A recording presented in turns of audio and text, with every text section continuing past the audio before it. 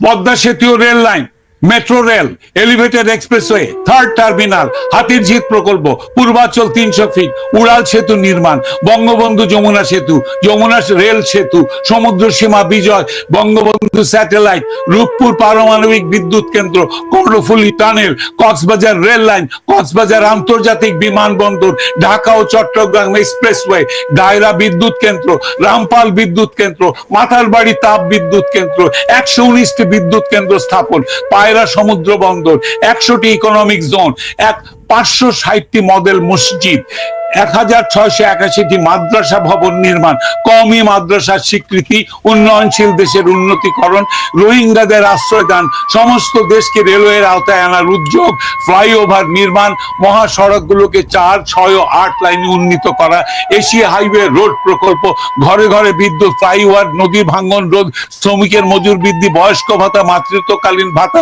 বিধবা ভাতা, মুক্তিযোদ্ধা ভাতা, শিক্ষা ভাতা, প্রতিদ্বন্দ্বী ভাতা, স্বামী পরিত্যক্তদের ভাতা, জেলেদের খাদ্য সহায়তা, ইমামদের ভাতা, বাসস্থান, বৈশাখী ভাতা, ডিজি কার্ড, আরো অজস্র।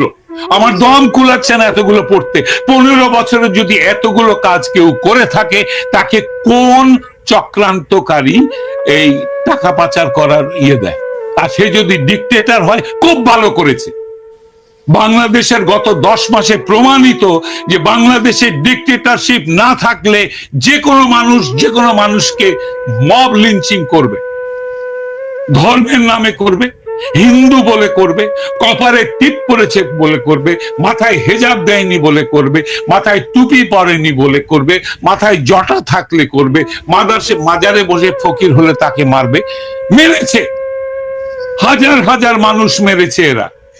ডিক্টেটরশিপ ছাড়া এটা কোনোদিনও কন্ট্রোল সম্ভব নয়। খুব ভালো করেছেন আওয়ামী লীগ শেখ হাসিনা ডিক্টেটরশিপ করে। তার উচিত ছিল আরো ডিক্টেটরশিপ করে এগুলোকে দমন করা।